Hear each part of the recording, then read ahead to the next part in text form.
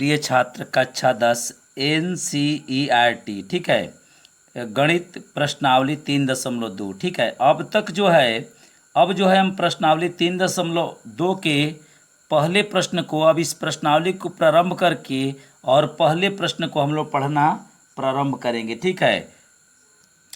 इस प्रश्नावली में कुल 7 प्रश्न है, जिसमें का देखिए मैं पहला प्रश्न पढ़ रहा हूँ और पहले प्रश्न में 2 प्रश्न है। तो पहला प्रश्न देखिए, पहले देखिए, निम्न समस्याओं, निम्न मतलब नीचे होता है, समस्या मतलब समझते ही हैं, ठीक है। निम्न समस्याएं माने नीचे कुछ समस्याएं दी गई है, रैखिक समीकरण के युग्म बनाइए, ठीक है।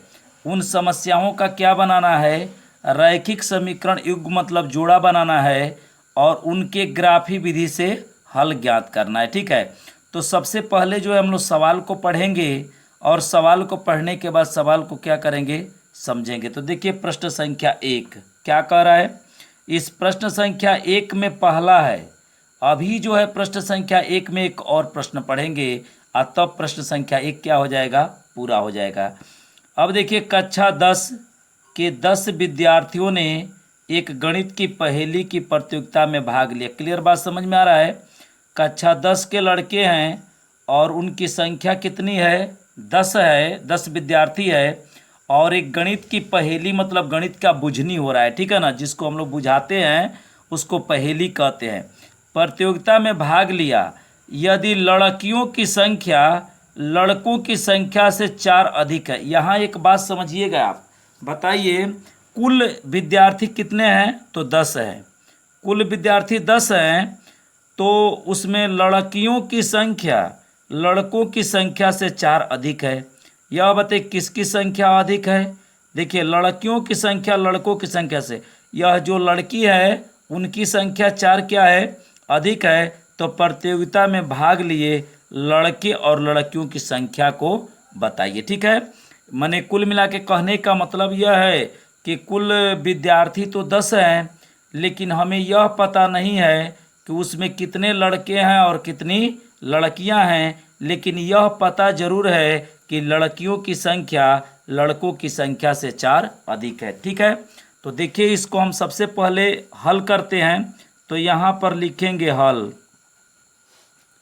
ठीक है। अब क्या करेंगे, हमें न तो लड़कियों की संख्या पता है और न ही लड़कों की संख्या पता है, तो हम लोग मानेंगे, ठीक है। माना, देखिए हम जो है लड़कों की संख्या क्या मान लिए, x, लड़कियों की संख्या क्या माने, y। अब क्या करेंगे, एक बात ख्याल करिएगा कि हमको ग्राफी विधि से ही हल करना है। देखिए ग्राफी विधि से हल कीजिए, ठीक है।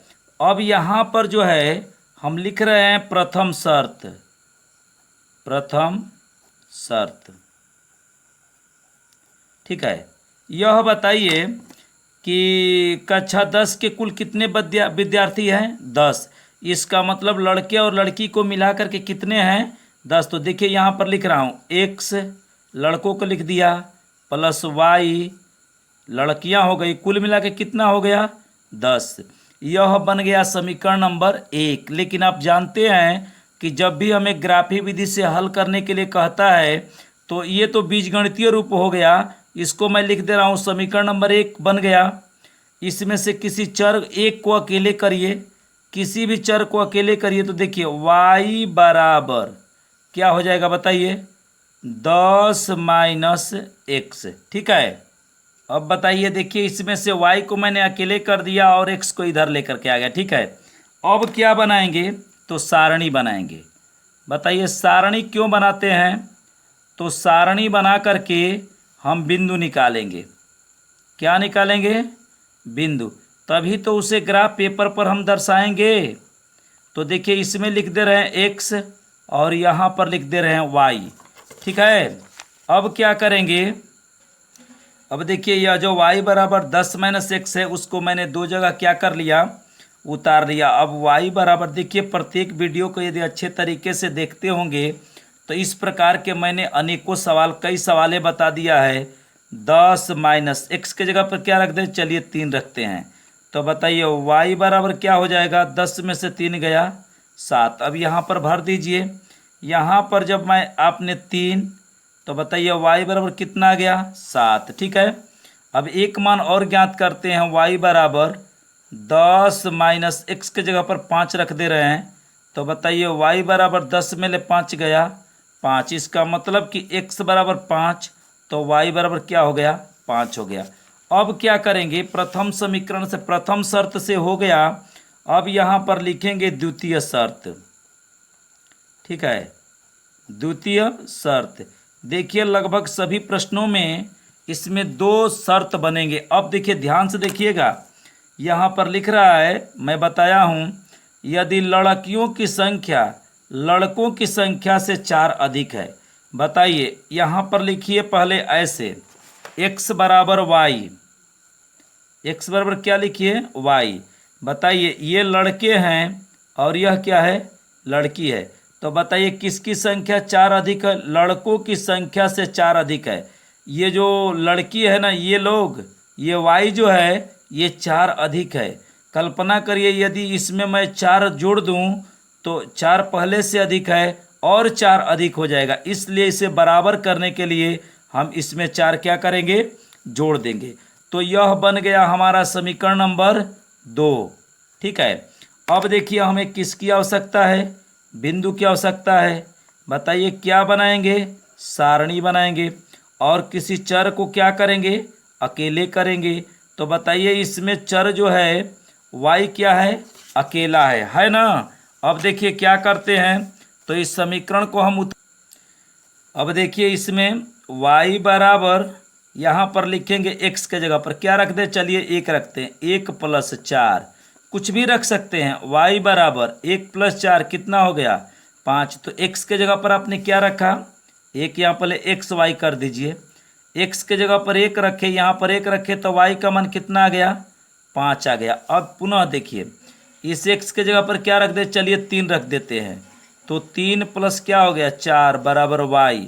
बताइए y बराबर कितना हो गया 7, x के जगह पर आपने क्या रखा 3, तो बताइए y बराबर क्या आ गया 7। अब क्या करेंगे, सबसे पहले हम लोगों ने बीजगणितीय रूप में व्यक्त किया, उसके बाद इसमें से किसी एक चर को अकेले करके और एक का मान रखे तो दूसरा का मान निकल गया, उससे हमने सारणी बना लिया।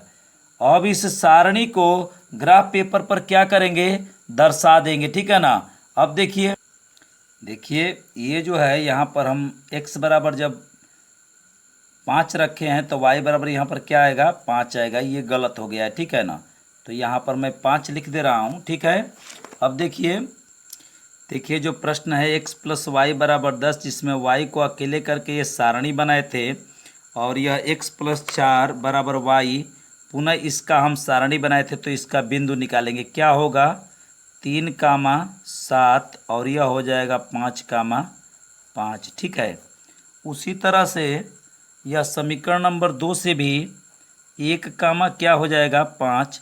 कभी भी भूल से 5, 1 मत लिखिएगा क्योंकि पहले x लिखा जाता है। 3, क्या हो गया 7। अब इस बिंदु को कहाँ दर्शाएंगे ग्राफ पेपर पर, और इसे भी दर्शाएंगे ग्राफ पेपर पर।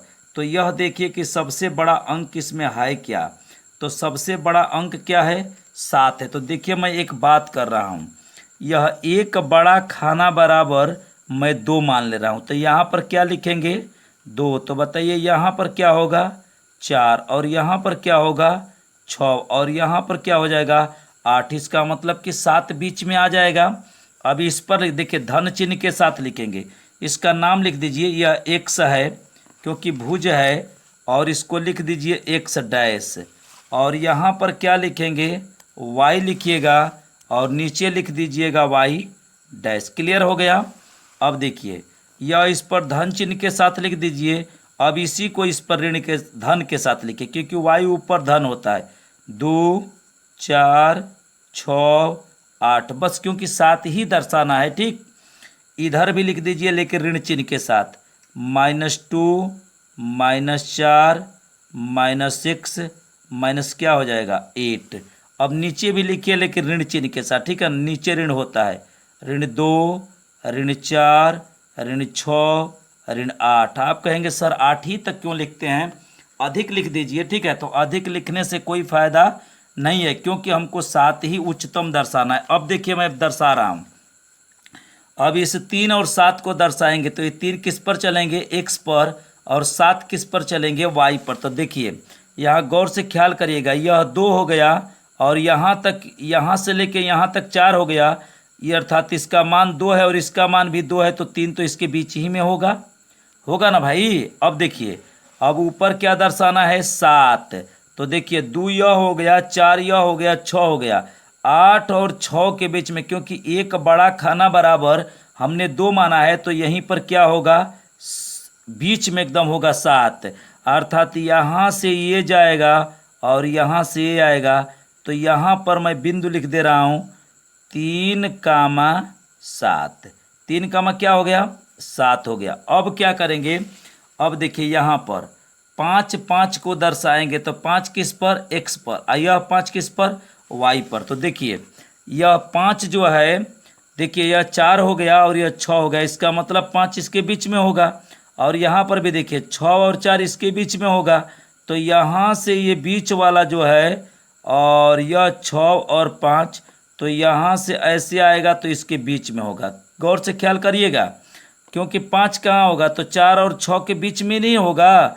एक बड़ा खाना बराबर 2 माने, तो इसमें 5 है तो यहाँ पर 6 होगा, और यहाँ पर भी ऐसे। तो बताइए इसका बिंदु हम क्या लिख दें, 5,5। अब क्या करेंगे बताइए, ये जो दोनों बिंदु हैं उसको हम क्या करेंगे, आपस में मिला देंगे।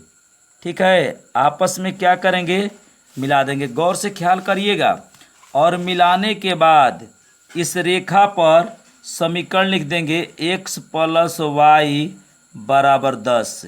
इस समीकरण से यह पता चलता है कि उसी समीकरण के लिए यह रेखा है। अब क्या करेंगे, गौर से ख्याल करिए। देखिए 1 और 5 को दर्शाएंगे तो 1 किस पर, x पर, तो 1 यहाँ होगा 0 और 2 के बीच में, और 5 कहाँ होगा, तो 4 और 6 के बीच में। तो देखिए यहाँ से ऐसे आएगा तो यहाँ पर होगा। तो यहाँ पर हम क्या करें कि लिख दे रहे हैं 1,5। क्लियर हो गया। अब देखिए 3, 7 को दर्शाएंगे। किसको दर्शाएंगे, तो 3 और 7 को दर्शाएंगे, उसी बिंदु को जो पहले दर्शाए हैं। तो 2 और 4 के बीच में 3 होगा, यहाँ पर आएगा, और 8 और 6 के बीच में 7 होगा, यहाँ पर आएगा। अर्थात देखिए यह बिंदु जो है दोनों में है, अब इसको हम मिला देंगे। ठीक है, देखते रहिएगा। और इसको हम मिला देंगे, और मिलाने के बाद इस रेखा पर लिख देंगे कि x + 4 = y, या पक्षांतर करके भी लिख सकते हैं। अब यह बताइए कि एक समीकरण यह था x + y = 10, और एक समीकरण था x + 4 = y। बताइए कि यह समीकरण के लिए बिंदु ये हैं 3, 7 हैं और एक 5, 5 है, और इस समीकरण के लिए बिंदु है 1, 5 और 3, 7। और बताइए देखिए ये दोनों रेखाएं जो है यहाँ पर 3 पर और 7 पर काट रही है। तो 3 किस पर है, x पर है, और 7 किस पर है, y पर है। अर्थात कहने का मतलब यह हो गया कि यहाँ लिख सकते हैं x = 3 और y = 7, क्योंकि 3, 7 पर काट रहे हैं ना। तो ये बताइए x किसको माने हैं, लड़कों का। तो लिख सकते हैं कि लड़कों की संख्या बराबर कितना हो गया, x = 3। इसको लिख दीजिए लड़कियों की संख्या। बताइए y बराबर कितना हो गया, 7। एक बात और है, बताइए इस प्रश्न में लड़के और लड़कियों की संख्या कुल कितना है, 10 है। आज जब आप 3 को और 7 को जोड़ते हैं तो 10 हो जाता है। देखिए इस तरह से भी सही है। और यहाँ का है कि लड़कियों की संख्या लड़कों की संख्या से 4 अधिक है। लड़कियों की संख्या क्या है, 4 अधिक है। तो देखिए लड़कों से यह 4 अधिक है, क्योंकि लड़के 3 है तो लड़की 7 है। इस प्रकार जो है अब नेक्स्ट जो है अगले प्रश्न को हम लोग हल करेंगे।